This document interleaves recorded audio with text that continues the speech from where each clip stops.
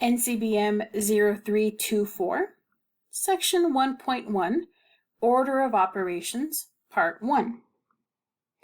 Order of operations are going to be used throughout your math classes, especially when it comes to your Math 1324 class. And these operations must be done in order, thus the name Order of Operations. And it's important that we keep these order so that all of our calculations are done in the same way. The first thing when we look for these operations is, does my expression have any parentheses? Any parentheses within the problem? I'm going to address the operations inside those parentheses first. I'll apply them first. Then I'll look for any exponents, apply any powers that I might see in my expression, my calculation. Then we'll go with multiplication and division, done from left to right. We're going to keep that order there. And then we'll look for any addition or subtraction, again done from left to right. So it may seem like a lot to remember, but we have a nice acronym that we often hear about and use to try to keep track of what to do first, and that's the word PEMDAS. And there's different ways to remember it. When I was in school, I learned it as, please excuse my dear Aunt Sally, but I've heard other expressions, other ways of remembering this phrase. So let's try it. Example 1, evaluate each expression. So when we evaluate something, we want to look for the value of whatever they're giving us. So we're looking for a number. A number will be our answer. In part A, we have parentheses 8 plus 10 minus 4 times 3. So following our order of operations, we're going to first again look for parentheses. And I do see some parentheses, so I'm going to address those first. So I'm going to write over here, 8 plus 10 gives me an 18. And once I've finished with my operation inside the parentheses, once I've cleared it all up to a single value, I can get rid of that notation of parentheses. Then we'll have minus 4 times 3. Look for our next order. Do we have any exponents here? I don't see any powers on my value, so I don't have any exponents to look at. But I do see a multiplication happening over here with the 4 times the 3. So I'll go ahead and do that next. Keep the 18 going. The subtraction there, 4 times 3 is 12. So multiplication, division, no division, so we're good to go. Now let's check for any addition or subtraction, and we do have a subtraction. So I'm going to subtract now the 18 minus the 12, which leaves me with 6. And there's my answer. So following those order operations, parentheses, exponents, multiplication, division, addition, subtraction. That's what we're going to do every time. Let's try another one.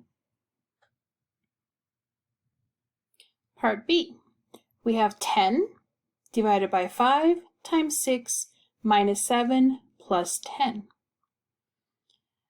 So again, starting at parentheses, do we have any parentheses? I don't see any, so that's good to go. We're done with parentheses. Any exponents, any powers to deal with? Nope, we're good to go.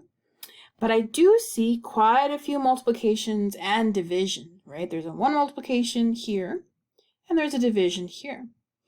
Order of operations, remember we move from left to right. So when I go with my first step, I'm going to look at the division of 10 divided by 5. That's on the left side, so I'm going to start with that.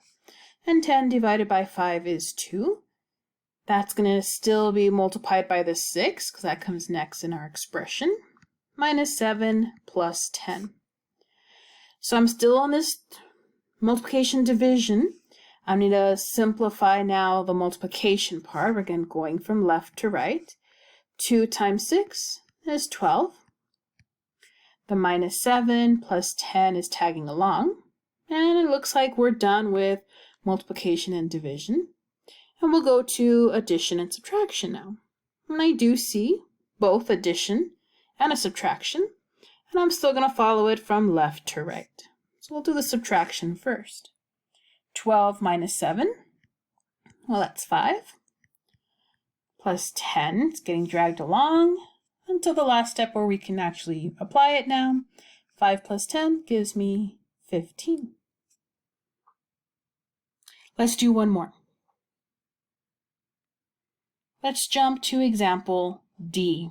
This one looks like a challenge. In example D, we have 16 times 4 minus 2 to the third power plus parentheses 15 divided by 5. So same order of operations.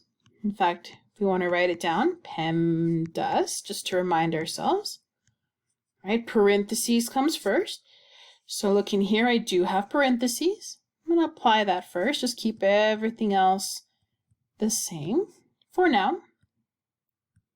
Once we get a little more comfortable with these order operations, we can maybe start to do a few of them at the same time, but let's take it step by step right now.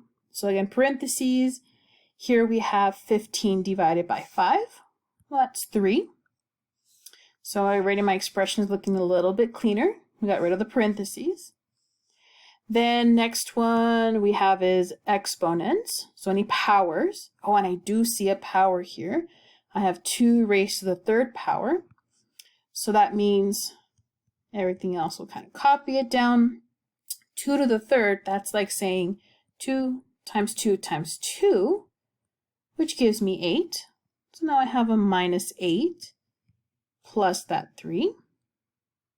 Any more powers, any more exponents? Nope, we're good to go. Then we'll look at our multiplication divisions. I do have a multiplication here. So 16 times 4. I'm going to do that. That gives me 64.